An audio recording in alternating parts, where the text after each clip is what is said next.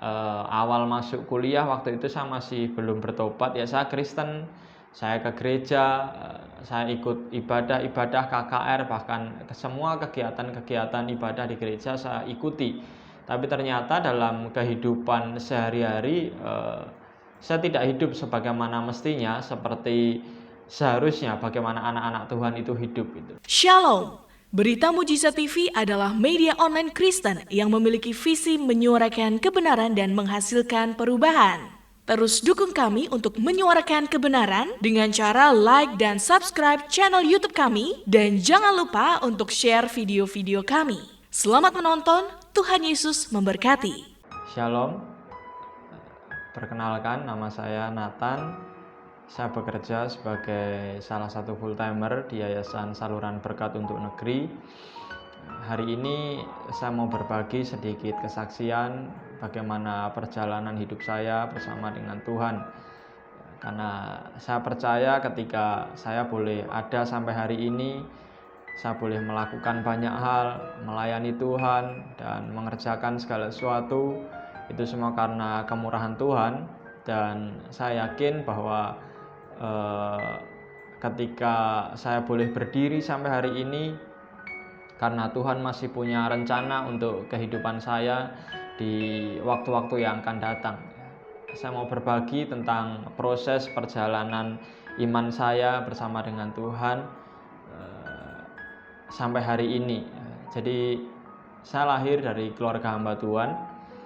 Orang tua saya seorang gembala, ya, seorang pendeta. Mereka melayani Tuhan di sebuah daerah, dan sejak kecil saya dididik dengan banyak ya, dengan firman Tuhan, dengan standar nilai-nilai kekristenan. Tapi ternyata singkat cerita, itu semua tidak membuat saya hidup seperti dengan apa yang orang tua harapkan, bahkan apa yang Tuhan mau. Karena ternyata dalam perjalanan itu saya mengalami banyak proses gitu, dan sampai hari ini pun saya percaya proses itu juga masih terus berlanjut gitu. Jadi kalau saya boleh melayani Tuhan hari ini, Tuhan boleh percayakan beberapa hal untuk saya kerjakan. Semuanya tidak terjadi begitu saja, tapi ada fase-fase kehidupan yang saya harus lalui, dan mungkin terkadang itu sangat tidak enak gitu ya. Jadi dulu saya bukan anak yang dari kecil terlihat alim atau baik gitu, tapi ya ada banyak kenakalan remaja yang dulu pernah saya alami, saya lakukan. Jadi dimulai dari SD, SMP, waktu SMK juga mengalami proses banyak di sana gitu. Bahkan mungkin bisa dikatakan seperti kebanyakan anak-anak remaja di luar sana yang dulu terikat dengan rokok, minuman keras, ya, mabuk, judi, ya, trek-trekan, ya, ikut geng motor, dan banyak hal yang saya alami gitu. Dan singkat cerita, ternyata apa yang saya alami di masa lalu dalam didikan di keluarga itu tidak membuat kehidupan saya berjalan begitu lurus menjadi anak yang bisa dikatakan baik, tidak, tapi ternyata malah ada hal-hal yang terkadang berbanding terbalik dengan apa yang terjadi dan apa yang saya alami gitu. Tapi singkat cerita, waktu itu 2014 ya, saya harus pergi dari rumah karena saya harus kuliah di kota Solo. Dan saya mulai menjalani kehidupan saya sendiri gitu, karena saya tidak punya siapapun di kota Solo waktu itu. Dan awal masuk kuliah waktu itu saya masih belum bertobat ya, saya Kristen, saya ke gereja, saya ikut ibadah-ibadah KKR, bahkan ke semua kegiatan-kegiatan ibadah di gereja saya ikuti. Tapi ternyata dalam kehidupan sehari-hari saya tidak hidup sebagaimana mestinya, seperti seharusnya bagaimana anak-anak Tuhan itu hidup gitu. Jadi jauh dari rumah membuat saya semakin tambah nakal, semakin liar, dan banyak hal saya lakukan, hal-hal yang baru saya coba. Tapi waktu itu singkat cerita awal 2015, waktu saya masih jadi mahasiswa, tiba-tiba saya ngalami kasih Tuhan gitu. Ada sesuatu yang membuat saya berpikir dan saya mencoba untuk merubah kehidupan saya gitu. Jadi saya bukan bertobat dalam sebuah KKR besar atau ibadah raya ketika ditumpang tangan oleh hamba Tuhan atau seperti banyak hal yang terjadi. Tapi waktu itu saya bertobat ketika saya di kamar kos, ya saya sedang melakukan banyak hal di sana, melakukan dosa, dan tiba-tiba waktu itu tengah malam saya tidak tahu kenapa di dalam kamar saya merasakan hadirat Tuhan yang cukup kuat, dan tiba-tiba Tuhan ingatkan saya atas semua dosa, semua kesalahan yang saya pernah lakukan di masa lalu. Dan seketika itu juga saya tidak bisa tahan air mata saya cuma bisa nangis dan saya minta ampun sama Tuhan. Di titik itulah saya mulai mengerti bagaimana Tuhan mengasihi hidup saya, karena waktu itu yang saya rasakan dan saya alami dalam hati, saya cuma mengalami damai sejahtera ketika saya berdoa, saya minta ampun, saya mengaku semua dosa saya di hadapan Tuhan. Dan waktu itu saya mulai mengambil komitmen untuk Tuhan, saya mau meninggalkan cara hidup saya yang lama dan saya mau berjalan untuk mengikuti apa yang Engkau mau. Dan singkat cerita, waktu terus berjalan, tiba-tiba Tuhan mengubah hidup saya gitu. Dari mulai cara hidup yang saya rubah, cara berkomunitas, cara saya membangun hubungan pribadi dengan Tuhan, tiba-tiba semua mulai saya coba untuk memperbaiki itu, dan tiba-tiba Tuhan semakin bekerja gitu. Dan singkat cerita, saya mulai menggabungkan diri dengan persekutuan doa di kampus saya waktu itu, dan dari sana saya juga semakin dididik dan dilatih Tuhan lebih lagi. Dan dalam kurun waktu beberapa bulan kemudian, tiba-tiba saya bertemu dengan keluarga Fire Generation, dan di situ saya mulai terlibat dalam ibadah dan persekutuan. Dan waktu terus berjalan, saya bertemu dengan orang-orang yang luar biasa di sana, yang bahkan sampai hari ini mereka masih terus untuk membagi hidup ya. Jadi waktu itu setelah bertemu dengan Fire Generation, saya mulai dimentor, dididik, diajar, dan dari situ saya mulai mengenal yang namanya pelayanan ya. Saya mulai mengenal yang namanya pelayanan. Saya mulai terlibat dalam pelayanan di kampus, pelayanan mahasiswa, di persekutuan. Dan disitulah saya mengerti bahwa ternyata ada satu tujuan yang cukup penting yang Tuhan mau kerjakan dalam hidup saya. Dan sejak saat itu saya mencoba untuk terus belajar bagaimana saya rindu untuk mendapatkan isi hati Tuhan lebih lagi ya. Sampai akhirnya ya, singkat cerita, waktu itu 2016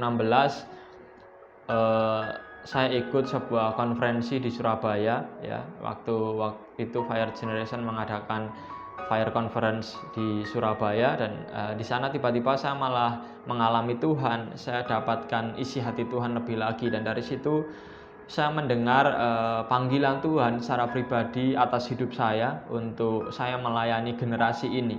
Bahkan secara spesifik, secara khusus waktu itu Tuhan taruh di hati saya untuk saya mulai mengasihi suku-suku, saya mengasihi pulau-pulau yang waktu itu saya belum mengerti banyak. Tapi saya terus belajar untuk taat ya, saya terus belajar untuk setia, mengerjakan setiap bagian-bagian yang Tuhan percayakan di hidup saya.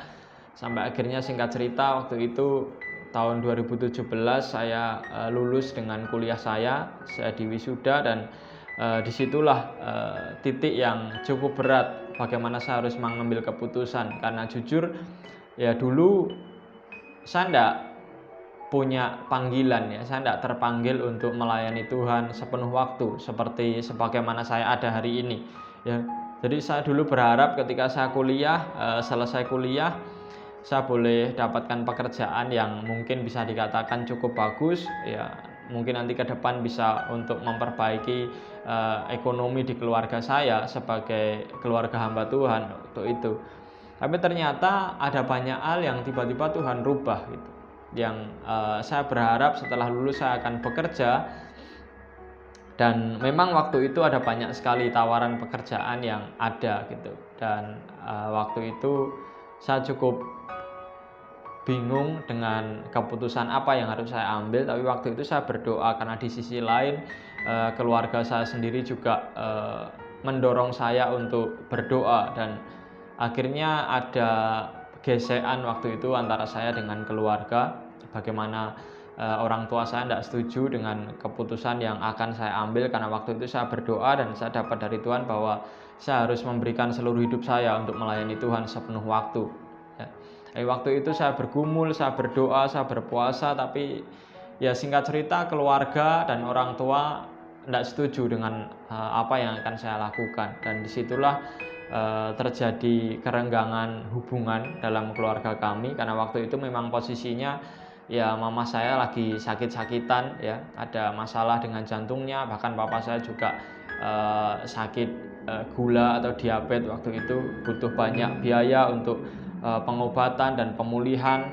Tapi waktu itu saya cuma berdoa dan Tuhan katakan, kalau kamu menyerahkan seluruh hidupmu, ya aku akan ambil alih ya semua yang ada di hidupmu, semua yang ada di keluargamu, ya. Dan waktu itu Tuhan cuma katakan Dia mau menjadi nahkoda atas hidup saya.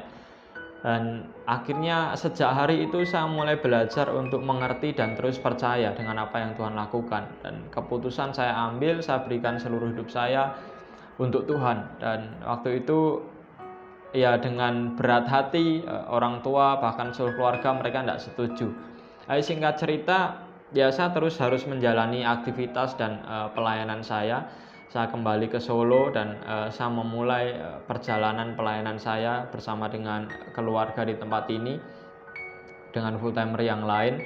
Dan awal 2018 saya mulai melangkah dengan iman untuk pelayanan ke pulau-pulau, ke suku-suku, dan dari situ tiba-tiba ternyata Tuhan semakin memperbesar kapasitas hati saya untuk terus melayani generasi di suku-suku dan di pulau-pulau. Dan waktu itu kondisi dalam keluarga juga belum cukup baik, belum stabil, karena hubungan di keluarga juga masih sedikit renggang karena keputusan yang saya ambil.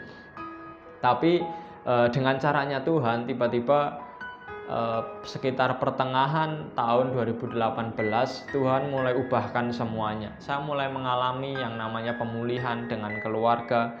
Saya mulai mengalami ada banyak perubahan yang saya rasakan di tengah-tengah keluarga saya. Dulu yang orang tua saya tidak setuju, keluarga saya sangat benar-benar menolak untuk saya mengambil bagian saya sebagai full timer dan memberikan seluruh hidup saya sama Tuhan.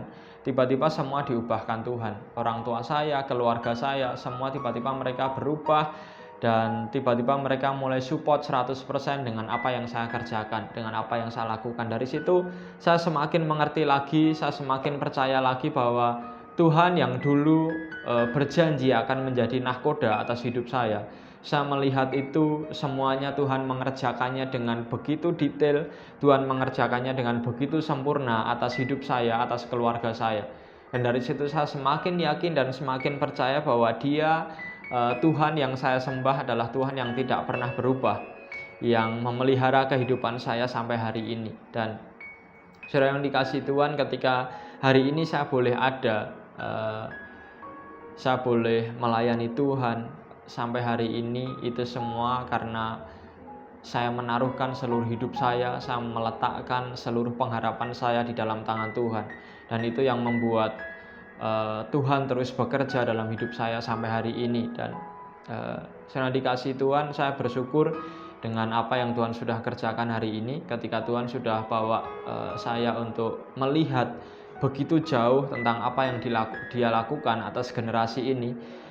Bagaimana Tuhan juga membawa saya untuk melihat lebih jauh lagi tentang pekerjaan-pekerjaan Tuhan yang Tuhan lakukan di suku-suku, di pulau-pulau. Bahkan bukan hanya itu, Tuhan juga membawa saya untuk melihat bagaimana Dia bekerja secara luar biasa di bangsa-bangsa. Dan itu yang membuat saya semakin yakin dan percaya bahwa saya ada hari ini bukan kebetulan. Itu yang membuat saya semakin yakin hari ini bahwa saya ada, saya berdiri, bahkan saya bertahan sampai hari ini. Semua karena kasih karunia Tuhan, semua karena Tuhan punya cerita di hidup saya yang saya harus selesaikan. setiap mandat ilahi, setiap tujuan-tujuan ilahi tentang cerita Tuhan yang Tuhan mau tulis dalam hidup saya harus selesaikan itu sampai pada akhirnya nanti. Dan saya berdoa dan berharap melalui apa yang saya bagi, setiap kesaksian yang saya bagi hari ini boleh semakin menguatkan setiap saudara yang mendengar ketika hari ini mungkin saudara juga mengalami hal yang sama ya, dalam persimpangan jalan bagaimana saudara harus mengambil keputusan untuk melayani Tuhan ya. Saudara bergumul dalam pekerjaanmu atau bahkan mungkin masih di level tentang pertobatan. Saya berdoa hari-hari ini saudara juga akan mengalami hal yang sama.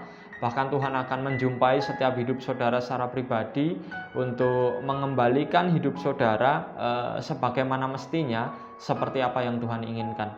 Mungkin itu yang saya bisa bagi hari ini. Semoga kesaksian ini bisa memberkati setiap saudara yang mendengar dimanapun berada. Tuhan Yesus memberkati. Yesus Tuhan.